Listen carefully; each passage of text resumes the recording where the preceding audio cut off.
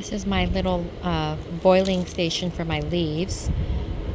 I've watched a few YouTube channels that suggested boiling or microwaving or even freezing leaves or doing both before adding them to your worm bin to get rid of critters so you don't get an infestation, which I've experienced several times before, and I just don't want to take any chances of introducing critters that will take over my bins.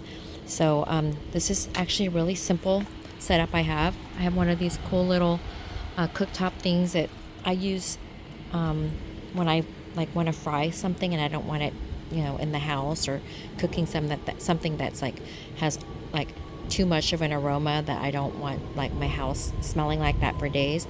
I'll just cook it outside, and I happen to have this large bowl already for cooking dog food.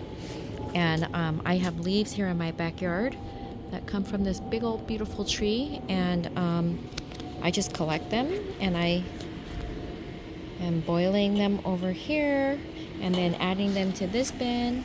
And what I'll do is once it cools down, I'll add some to a couple of my worm bins for the worms to feed on, and then I'm going to save some for it to grow leaf mold, and I'll use it for the next time that I do my pre-composting, which I just recently learned from binge watching Jane over at Rockin' Worms. Her channel's amazing. If you haven't come across her channel, you need to check her out. And I've also been binge watching the Garden and Worm Lady V, and she also has really great advice and amazing tips too. So yeah, they're both really great channels amongst many others that I love to watch.